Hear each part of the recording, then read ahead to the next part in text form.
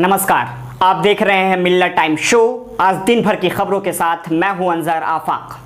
आज बात करेंगे आखिर कर्नाटक में राजनीतिक संकट का मामला एक बार फिर क्यों सुप्रीम कोर्ट पहुंचा। पिछले 6 महीनों में कितने नाबालिग बच्चों के साथ हुआ बलात्कार। पर उससे पहले आइए नजर डालते हैं दिन भर की बड़ी खबरों पर। गोवा सरकार के कैबिनेट का विस्तार हुआ। कांग्रेस के 3 बागी विधायक सहित 4 लोगों ने ली मंत्री पद की शपथ। दिल्ली के रबर फैक्ट्री में लगी भीषण आग, 3 मजदूर समेत 5 लोगों की मौत। बिहार में पिछले कई घंटों से हो रही है बारिश, कई जिले हो सकते हैं बाढ़ से प्रभावित। अब आइए बात करते हैं कि कर्नाटक की राजनीतिक हालत क्यों फिर से बिगड़ी हुई है। कर्नाटक का राजनीतिक संकट एक बार फिर सुप्रीम कोर्ट पहुंच गया है।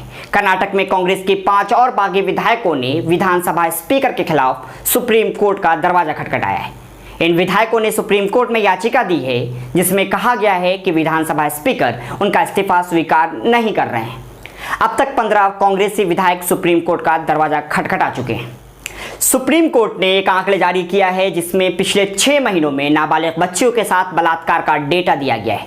हो सकता है वीकेंड में आपका प्लान पिक्चर देखने का बन जाए। थिएटर में फिल्म से पहले राष्ट्रगान होगा और फिर हमसे ही कोई चीख कर कहेगा कि बोलो भारत माता की।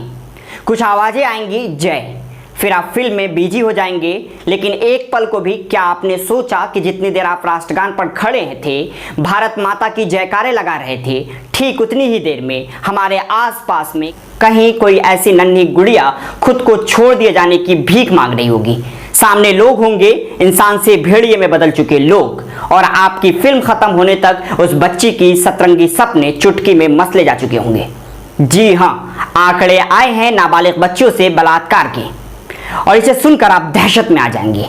केंद्र और राज्य सरकार ताल ठोकती रहती है। बेटियां अब पढ़ रही है और बच रही है। बरसों से बेटी बचाओ बेटी पढ़ाओ अभियान चल रहा है।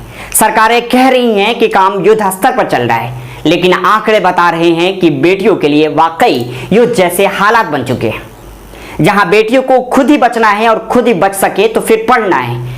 मुख्य न्यायाधीश रंजन गोगोई की पीठ ने बताया कि 1 जनवरी से 30 जून तक देश भर में नाबालिग बच्चों के साथ दुष्कर्म के 24,212 एफआईआर दर्ज की जा चुकी है।